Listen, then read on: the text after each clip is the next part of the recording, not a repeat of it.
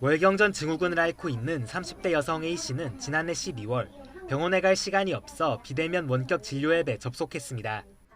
의사와 전화 상담 뒤 평소 먹던 경구 피임약을 처방받았는데 약국이 메신저로 연락해와 당장 재고가 없으니 대신 같은 성분으로 된 약을 지어주겠다고 해 별다른 고민 없이 동의했습니다.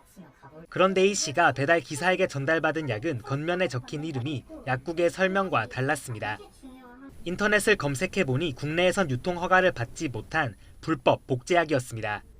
약 봉투에는 약사나 약국 이름도 없었고 원격 진료 앱에서도 약국 명단이 공개되지 않아 누가 어디서 이 약을 보낸 것인지조차 전혀 알 수 없었습니다. 사업청 소재지, 상호 이런 것들이 다 있어야 되는데 아무것도 안 써 있는 거예요. A씨는 약국이 처음 연락해왔던 메신저를 통해 정식으로 수입한 약이 맞느냐고 따졌고 대답을 회피하던 약국은 결국 이름과 주소를 알려주며 환불을 약속했습니다.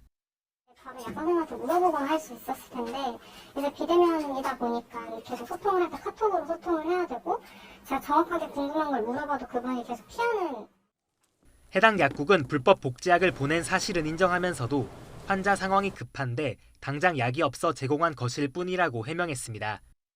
본인이 급한데 지금 유통이 안 돼, 그 약 자체가. 대면으로 오시는 분들께도 요 약제로 안내를 하고 계신가요? 본 적 없어요. 연락도 못해. 약사법은 불법 복제약을 판매한 경우 5년 이하의 징역 또는 5천만 원 이하의 벌금형에 처하도록 하고 있습니다.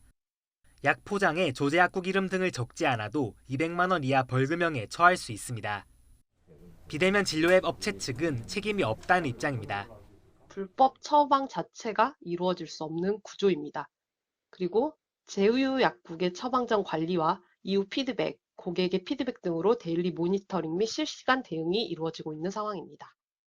하지만 환자와 병원, 약국을 연결해주고 이윤을 챙기면서 약국 명단은 공개하지 않는 등 관리 책임을 회피한다는 지적이 나옵니다.